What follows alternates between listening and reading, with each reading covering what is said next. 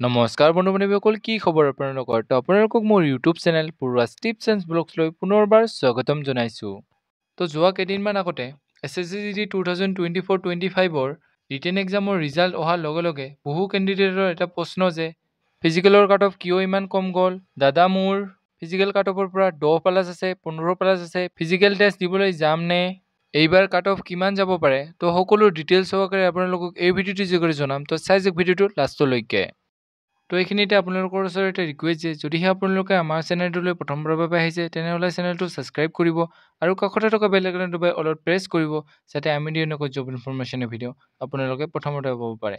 তো বলক আজি ভিডিঅ'টো আৰম্ভ কৰোঁ। তো এইখনেই হৈছে SSC 2024-25ৰ আছামৰ ফিজিকেল টেষ্টৰ কাট অফ, যিখনে এতিয়া বহু কেণ্ডিডেটৰ মাজত প্ৰশ্নৰ উত্থাপন কৰিছে।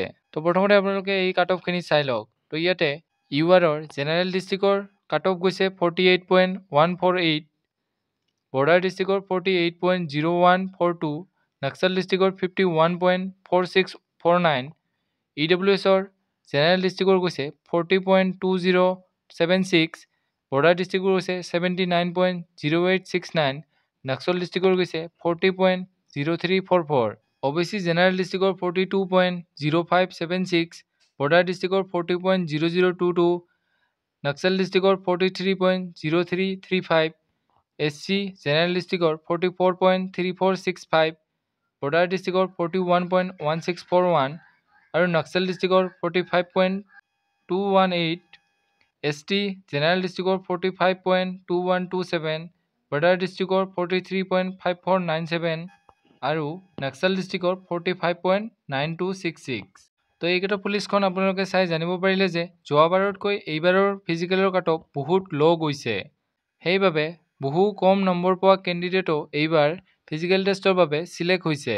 তো এইবাৰ ফিজিকেল টেষ্টৰ কাট অফ কম যোৱাৰ প্ৰথমটো কাৰণ হ'ল এইবাৰ এক্সামৰ পেটাৰ্ণ বহুত হাৰ্ড আছিল, সেইবাবে বহু কেণ্ডিডেটে এইবাৰ কম নম্বৰ পাইছে।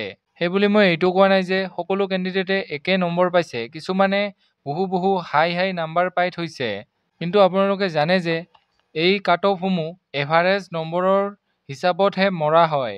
অৰ্থাৎ যদিহে 10জন কেণ্ডিডেটৰ 4জনে 60ৰ ওপৰত পাইছে আৰু 6জনে 50ৰ তলত পাইছে, তেন্তে সেই 50 পোৱা অৰ্থাৎ সেই এভাৰেজ ষ্টুডেণ্ট অৰ্থাৎ কেণ্ডিডেটৰ মাৰ্কটো লৈহে কাট অফখন বনোৱা হ'ব। গতিকে সেই অনুসৰি এইবাৰৰ কাট অফটো ল' গৈছে।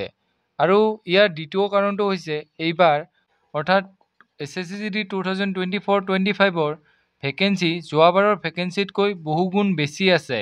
গতিকে এই দুইটা মেইন কাৰণৰ বাবে এইবাৰৰ ফিজিকেল টেষ্টৰ কাট অফ বহুত কম যোৱা দেখা গৈছে। তো যিসকল বন্ধু-বান্ধৱীয়ে মোক কমেণ্ট কৰি কৈছে যে দাদা, মোৰ ফিজিকেল টেষ্টতকৈ 10+ আছে, 15+ আছে, ফিজিকেল টেষ্টলৈ যাম নে?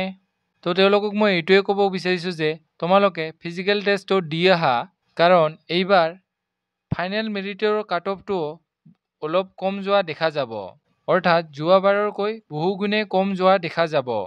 গতিকে তোমালোকে এতিয়া ফিজিকেল টেষ্টৰ বাবে আৰু মেডিকেলৰ বাবে সাজু হৈ থকা, কিয়নো ফিজিকেল টেষ্টত আৰু মেডিকেল টেষ্টত বহু হাই পোৱা নম্বৰৰ কেণ্ডিডেটো ফেইল কৰিব, তেতিয়া আৰু কম্পিটিশ্যন লেভেলটো কমি যাব।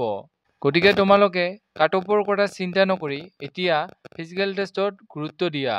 তো যদিহে তোমালোকক ফাইনেল মেৰিটৰ চেফ স্ক'ৰৰ ওপৰত ভিডিঅ' লাগে, তেন্তে তোমালোকৰ নিজৰ ৰ মাৰ্কসমূহ কমেণ্ট কৰি জনাব, মই এনালাইজ কৰি এটা ভিডিঅ' বনাই দিম। তো এইখিনি আছিল আজি ভিডিঅ'। যদি ভিডিঅ' চাই ভাল পালে তেনেহ'লে লাইক কৰিব, কমেণ্ট কৰিব, বন্ধু-বান্ধৱীসকলৰ লগত ভিডিঅ'টো শ্বেয়াৰ কৰিব যাতে তেওঁলোকে ইনফৰমেশ্যনটো পাব পাৰে। তো আজিলৈ ইমানেই। জয় হিন্দ, জয় অসম।